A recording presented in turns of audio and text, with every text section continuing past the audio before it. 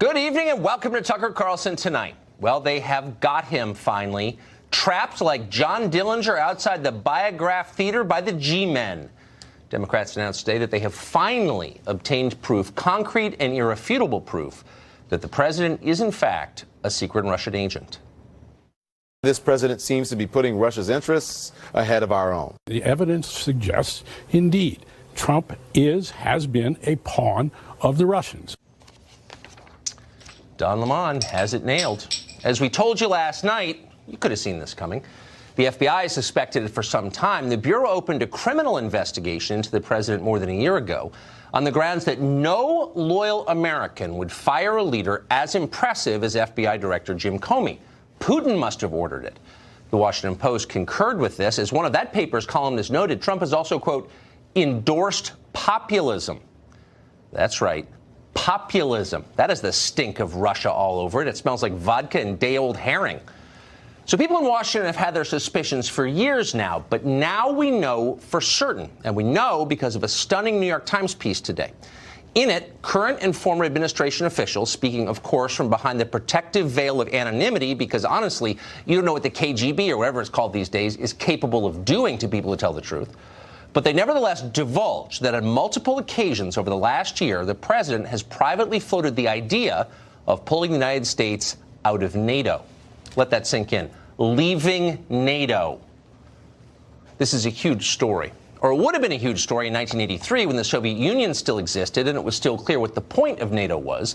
NATO, you remember, was created to keep the Soviets from invading Western Europe. And NATO did a very good job of that, all the way until the very day the Soviet Union collapsed. That was the summer of 1991. It was almost 28 years ago. Vladimir Putin runs Russia now. He does not plan to invade Western Europe. He can't. So why do we still have NATO? Well, nobody really knows. In Washington, you're definitely not allowed to ask.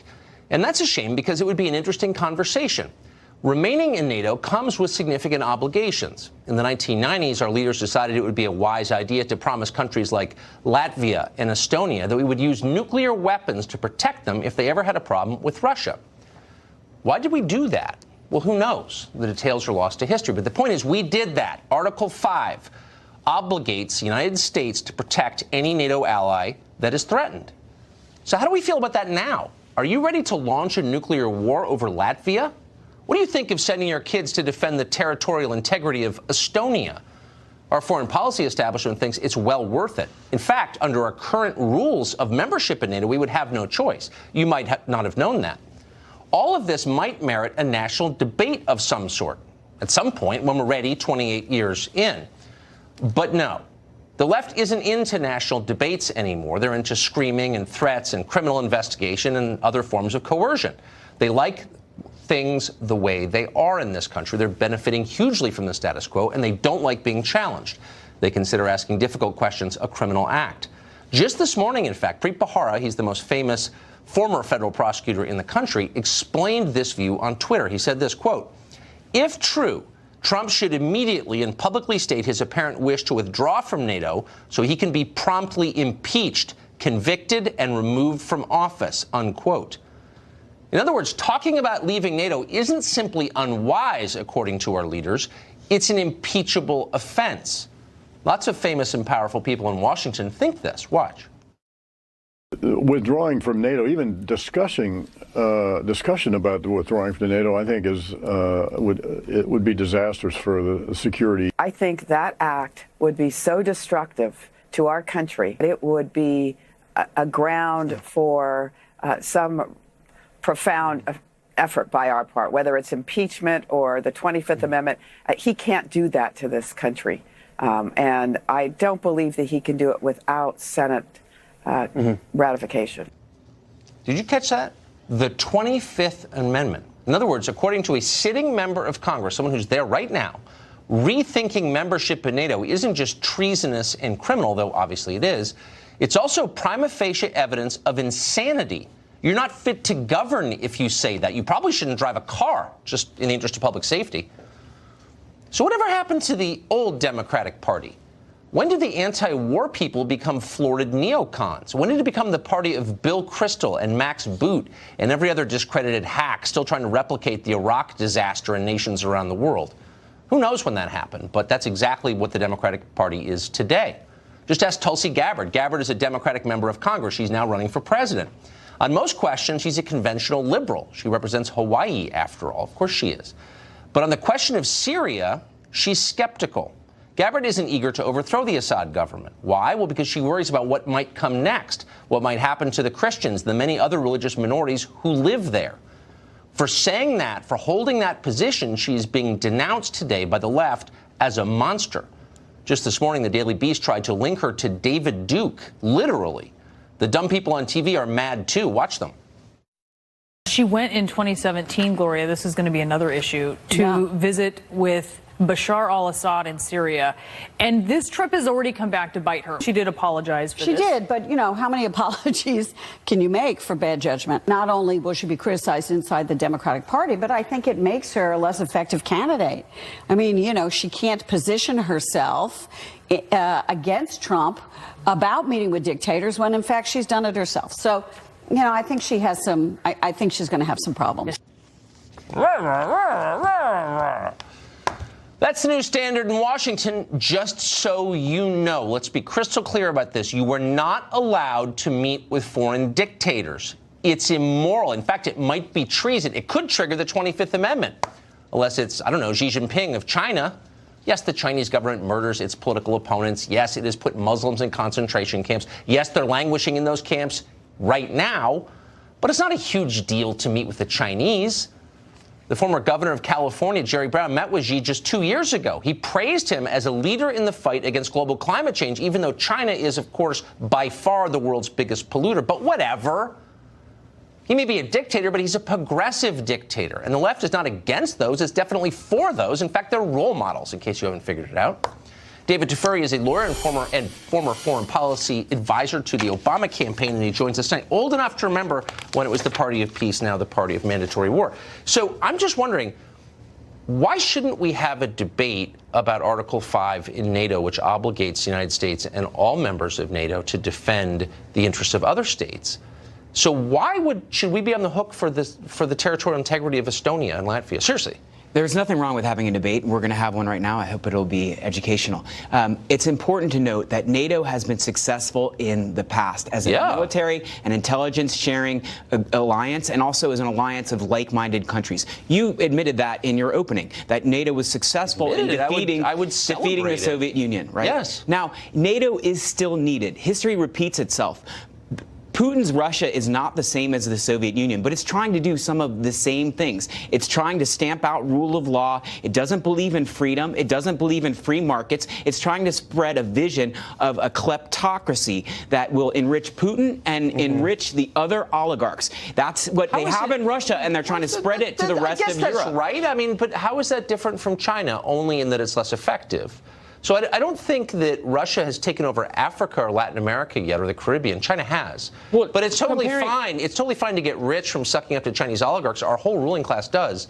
But it's wrong not to defend Latvia against Putin, because why? No, you're right. I mean, I'm right. NATO is also an alliance that's aligned against China in many ways as well. Really, so what's comparing Russia to China doesn't somehow make what Russia's doing okay. No. What you're describing, you're trying to explain why it's in America's vital interest to start a nuclear war to defend Latvia. No, I did not say that. Well, that's what we'd be obligated to do. It's in America's vital interest to defend other countries around the world that are trying to become democracies, that are trying to promote freedom, that are trying to promote individual rights. They're trying to protect human rights and, most importantly, protect rule of law. That's what Latvia, the other Baltic states that have joined NATO successfully are doing, and we should encourage that by extending that security umbrella to them, which is what NATO has done. So in other words, our kids get to die for Latvia because it somehow protects the rule of law for them to do that. And I'm just asking, does the average American understand that we're on the hook for this? I think that's a real question,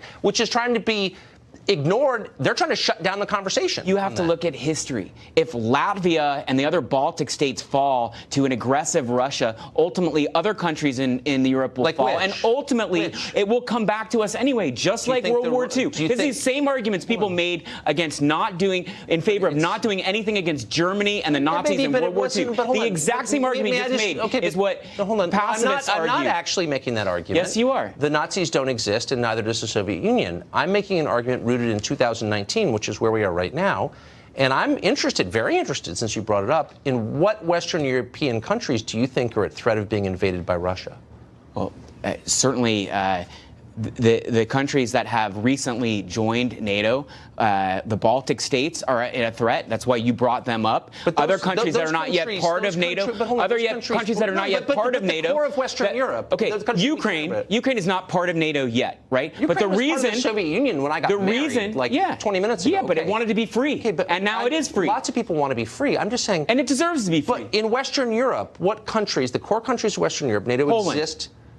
Poland is not a core country in Western Europe. Not to bring you back to, and I like Poland. Okay, so you're willing to cede all of Eastern Europe, I'm not willing to cede even the countries like Poland that are allies that are part of NATO, and say we should only protect Western Europe? I'm asking because you sincerely, once Eastern Europe goes, then Western Europe is threatened. Okay, so you think there's a? I just want to. We're almost done.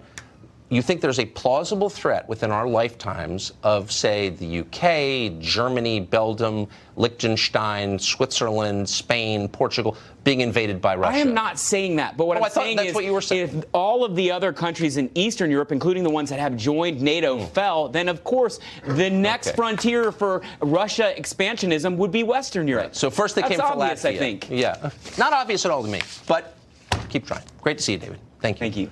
Christian Whitten was the State Department senior advisor for the George W. Bush and Trump administrations, and he joins us tonight. When did Bill Kristol take over the Democratic Party? Did you notice when that happened? Yeah, it's amazing the turn when this group that used to be very reticent in committing the lives of American, the blood, the treasure of the United States to, frankly, other people's problems, now seem to be more hawkish than the neocons were in the Iraq War. Do you think your average Democratic voter is on board with that? Do you think the average Democrat even in California, Vermont, and very liberal places, is up for having a war over the freedom-yearning people of Estonia? Seriously. Well, it's more than, one thing about the Baltics, they still have some fight in them, and at least they meet their pledge almost of spending 2% of GDP on defense. But look at the expansion of NATO more broadly. We've put Montenegro in there recently. People want to put Georgia, the nation of Georgia, on the complete other side of the Black Sea, a sea into which we are prohibited from putting any significant military, any significant naval power. I mean, the expansion wants to go on. What we heard from your last guest is a desperate search for a new mission for an alliance that is completely obsolete and which, frankly, succeeded almost 2 decades ago. I'd be happy for a new mission. I would just like to know what it is. I'm not against NATO. I'm not making an argument for disbanding NATO. I mean, if we can do something useful with it, that sounds great. But I just think maybe we should reorient from 1945. Why do you think it is that the new democratic orthodoxy mandates that we keep troops in Syria forever, and anybody who disagrees with that is, as the Daily Beast pointed out today, somehow allied with David Duke? Where did that idea come from?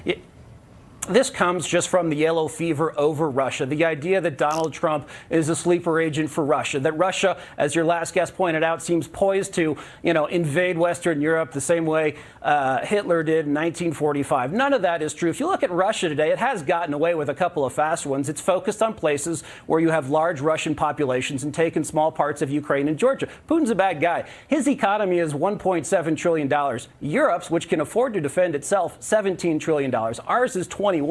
Russia does not pose a serious nation-state threat. It has nuclear weapons. It can do a lot of damage. But again, this is just, one thing that really cracked me up about your last guest, the idea that NATO would have our back if we had to fight China, Belgium, Luxembourg, France, where approval of America is at 38%, or Germany, where only 30% of people have a favorable view of the United States. They're going to help us confront China. They're actually a huge distraction from deterring China.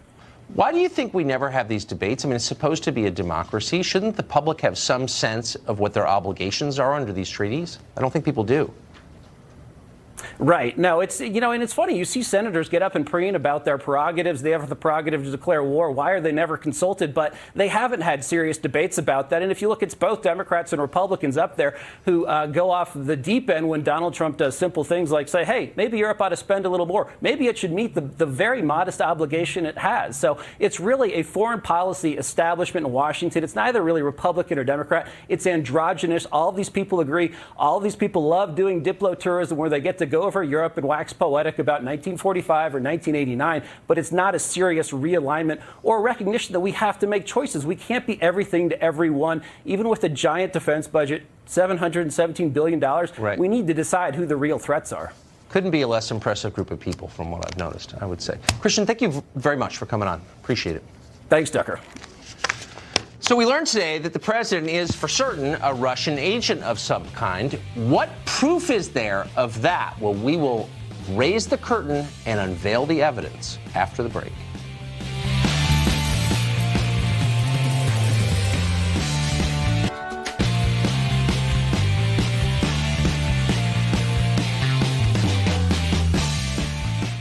Well, during his address to the country last Tuesday, the president noted something interesting. He said a lot of the richest people in our society have been lecturing us recently about a wall across the Mexican border that's immoral, they're telling us. Even as they're saying that, they're building walls around their own homes. That's what he said. It's a good line. Is it true? Well, Benny Johnson, the Daily Caller, decided to find out. He's embarked on a Walls Across America tour to find the fortifications that surround the homes of our leaders. His first stop, naturally, was Barack Obama's house right here in Washington. Johnson couldn't get close to Obama's home due to concrete barriers and police officers surrounding the entire area. Apparently, security in D.C. don't know that concrete barriers don't work. People just bring taller ladders.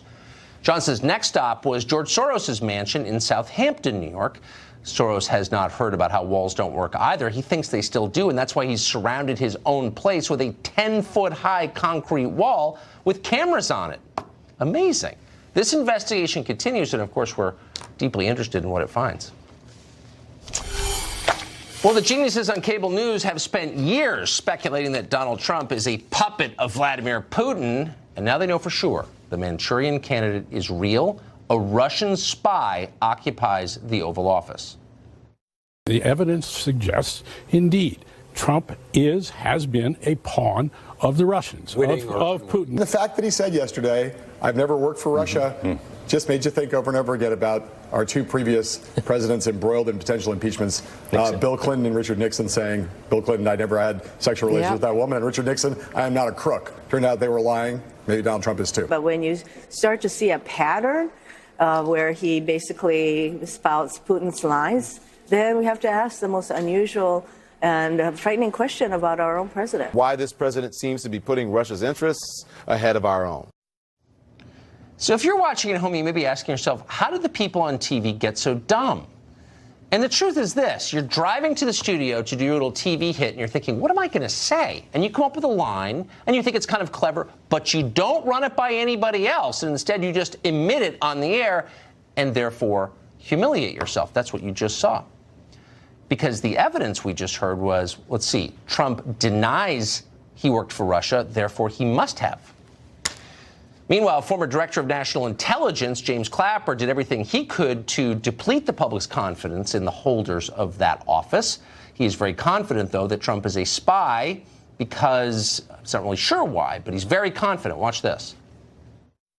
It is amazing. It's explosive, but it's not really surprising. It just seems to me that the FBI, taking its counterintelligence responsibilities seriously, would want to look into what's going on here, and is there influence, whether witting or unwitting, by the Russians over President Trump? And in the intervening year and a half or so, his behavior hasn't done much, at least in my mind, to allay that concern. So I think the FBI was justified.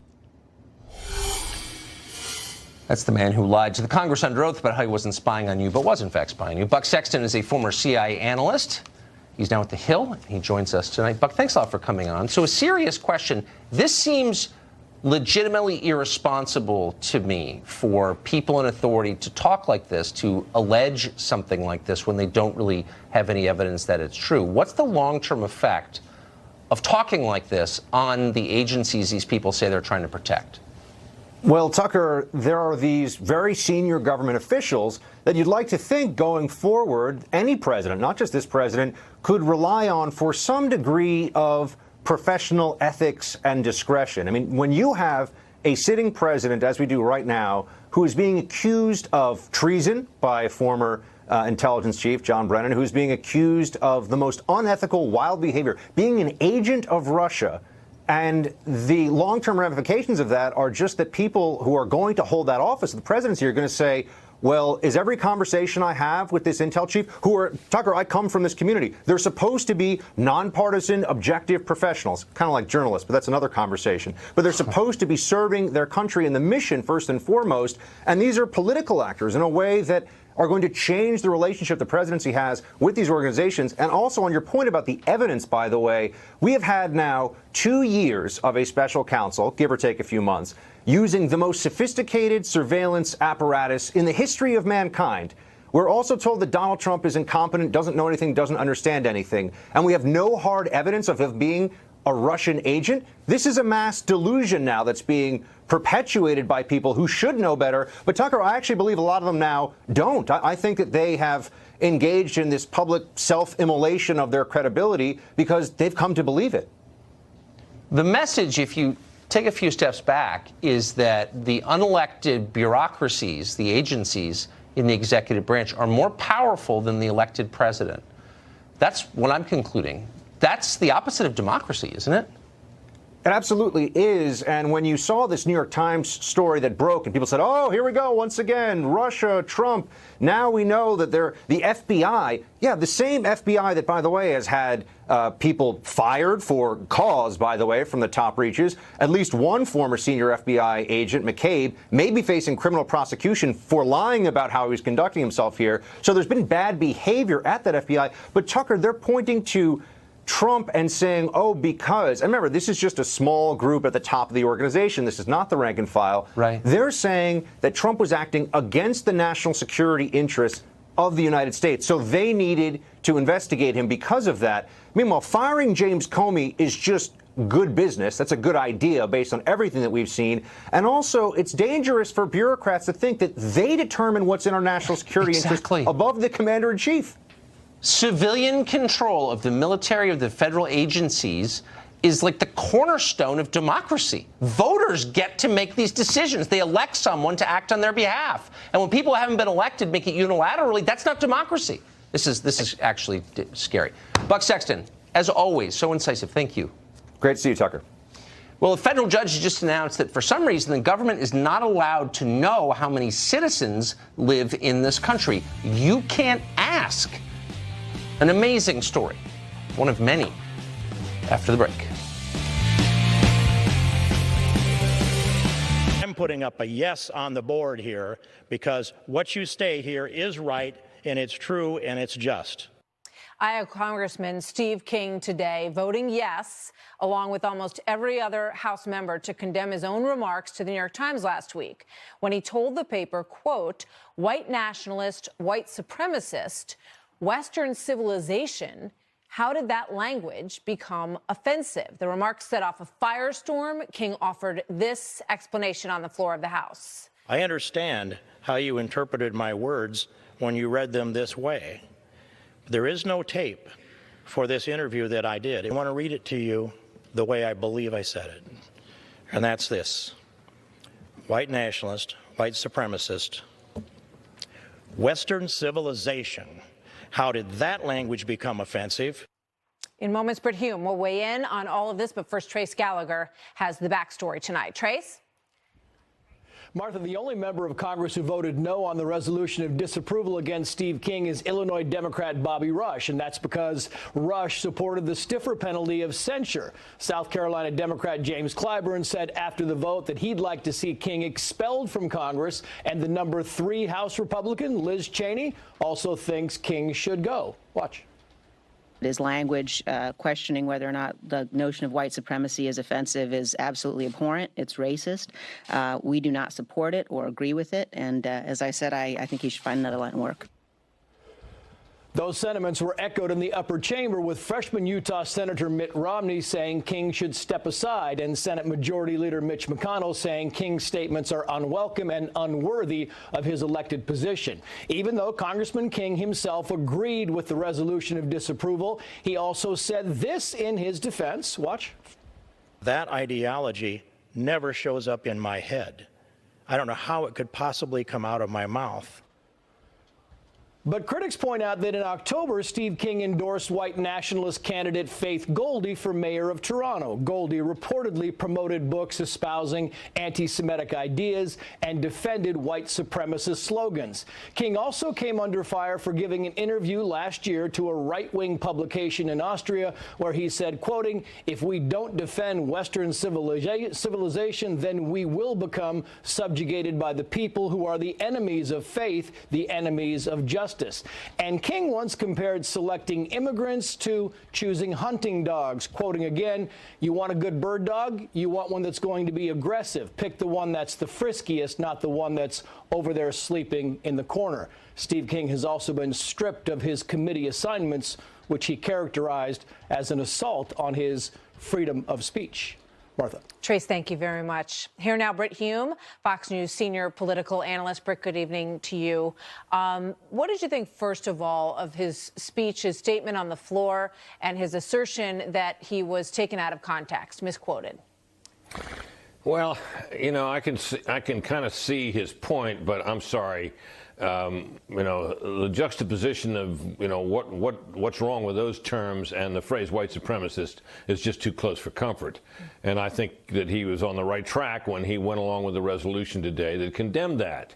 And this whole episode, Martha, is testament to something that I think is very important to understand, which is the great achievement of the civil rights movement was not necessarily the passing of the laws, important as they were, the civil rights laws. It was also the great national, overwhelming national consensus against racism. So if you're touched with that label, racist, you're in severe trouble. And what's happened to Steve King is proof of that. It also raises, though, an interesting question for journalists. How are we to handle comments that some describe as racist or for which they would accuse someone of racism? An interesting thing happened today at NBC News, just to cite one news organization. They sent out a word to their people that they were not to characterize his statements as racist, but only simply to say these were statements that some are calling racist. Well, the left-wing Huffington Post got all over them about that. And the next thing you know, NBC News had rescinded that guidance and says you're perfectly free to say that what Steve King said is racist. Brett, let me pull up that statement. Because he's Sorry to interrupt. We have that statement, and I just want to put it up on the screen. The original statement was NBC tells staffers not to directly call Steve King's racist remarks racist, as you have pointed out. Then they came on and said, we revised our guidance on Representative Steve King's comments. It is fair to characterize King's comments as racist and point out that he has a history of racist comments. Brett. Martha, he's not going to get any awards for being a civil rights leader. But the New York Times did somewhat the same thing today. They had a big piece that said, you know, his long history of racist comments. I read every one of them. And some of them weren't even about race. Some of them were about Islam. Islam's not a race, it's a faith. Many of them might be considered insensitive, but they weren't racist. Racism means a very specific thing. It means the belief in the superiority of one race over another. And it is taboo in the United States, as well it should be. But we need to be careful flinging this term around, because what's happened to this, tragically, is that this great triumph of the civil rights movement, making racism indefensible and intolerable, has been weaponized. And it is, and the term now, the adjective racist, is hurled around with abandon. It is the kind of thing that we in the news media need to stay out of the middle of. We shouldn't be getting involved in this. We shouldn't be throwing the word racist around with abandon. We should be very careful in how we use it. What NBC said to do in the first place, which was to leave it to others to characterize as racist, was the right call. Yeah. The second call, in my opinion, was the wrong call. And that New York Times piece was completely bogus. I mean, those comments, look, I don't agree with them, and I'm no fan of Steve King, but I'm sorry, they did not amount to racism. You know, I mean, it's interesting. You go through these, and as you say, there's two sides to this story. One is, as you say, you're no fan of Steve King. I mean, this has been going on for a long time. You know, Kevin McCarthy said he just heard this comment for the first time.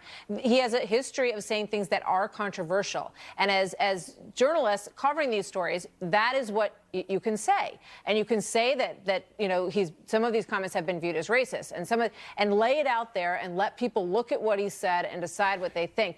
But when a newspaper, as the New York Times did, starts saying in the headline, put up the New York Times headline, guys, so that everybody can see this at home, Steve King's racist remarks and divisive actions, a timeline. Right. And then they took everyone through it.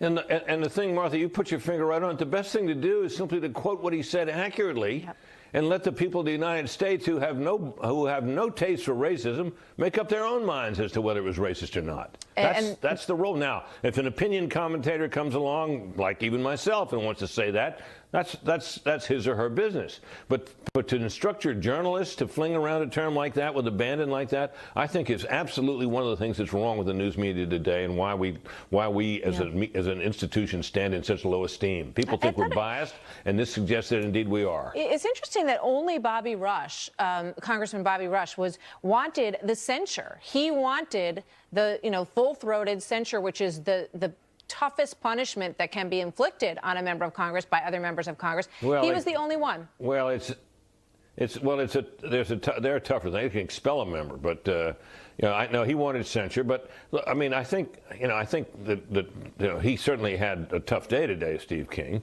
And I think, he's trying to crawl back into good graces. But remember, he's been stripped of all of his committee assignments. Right. So he remains, Congress and committee is Congress at work. And if you're not on any committees, there's not a lot you can do except vote on the floor. Especially when you're from Iowa and they took you off the Agriculture Committee, is going to be tough for him. Right. And that's the way the country works. He's going to have to go through an election. As he said, I'll be here for 2 more years, and then we'll see what happens after that. There's already a pretty active race against him. And the Des Moines Register has now called for him to step down as well. So the politics will step in, and we'll see whether or not he survives in his own state. Yeah, let the people decide, right? Absolutely. Britt, thank you so much. Great to see you tonight, sir. You bet. So still ahead, 10 years after the miracle on the Hudson. It's hard for me to believe that this was 10 years ago, because I remember it like it was yesterday, not too far from here on the Hudson River. We're going to get an update from one of the passengers and how life-changing this event was. This is Cactus 1539. Hit birds. We've lost thrust on both engines, returning back towards LaGuardia. We're unable. We may end up in the Hudson. About the voting down of Brexit today in the UK.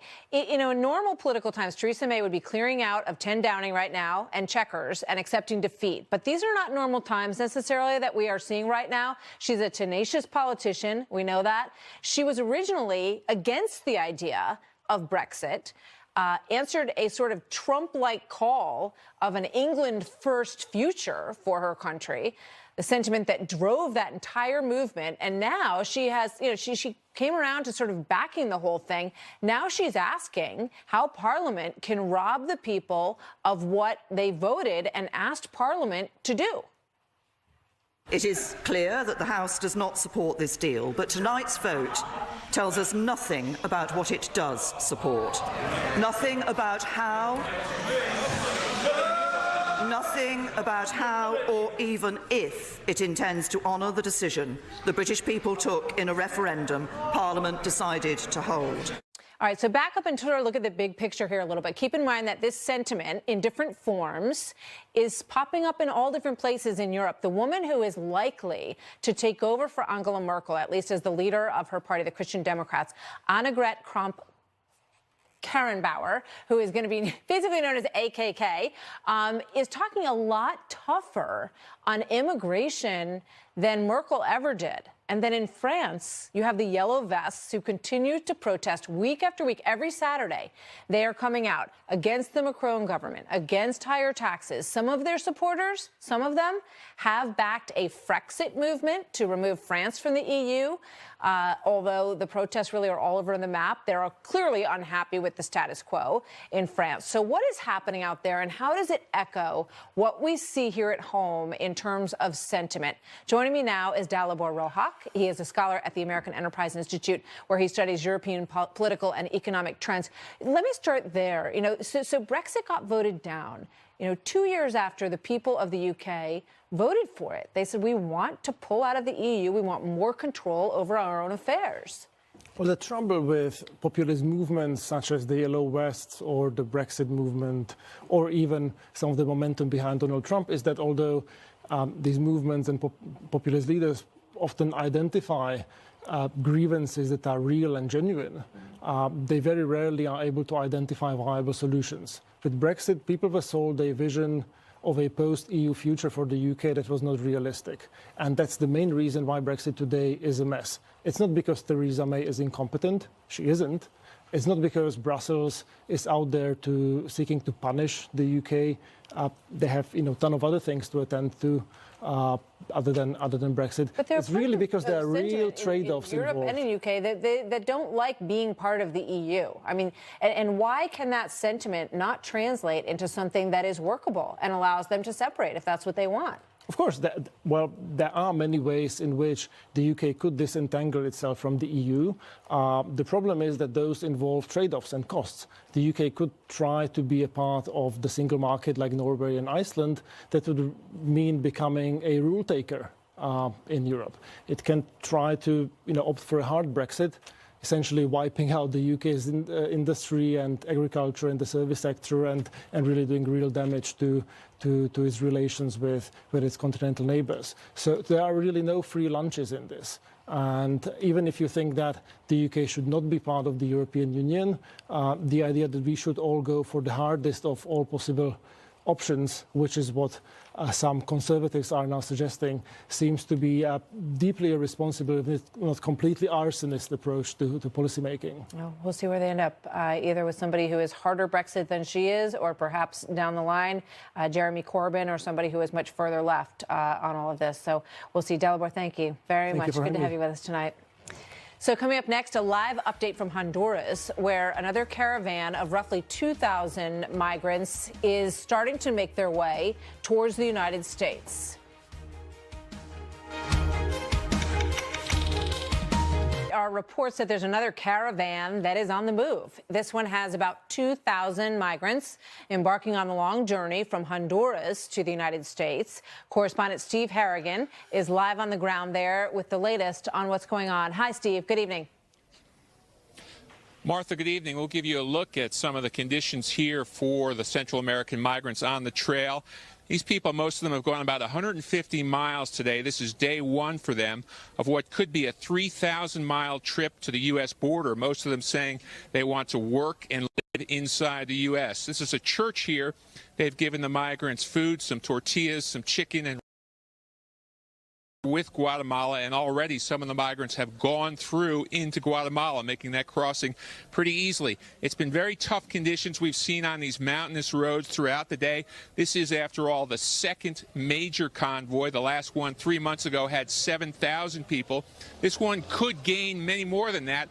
Already on day one, we've really seen the numbers double from 1,000 to 2,000, and they're expected to pick up a lot more people as they move through Guatemala and into Mexico. The real question is, how hospitable is Mexico going to be to another round of migrants?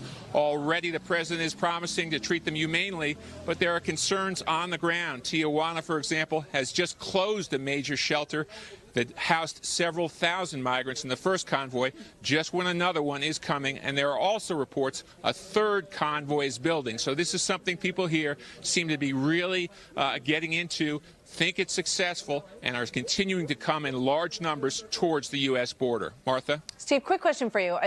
What's the composition of the people that you're seeing? Are they mostly men? Are they families? What are you seeing?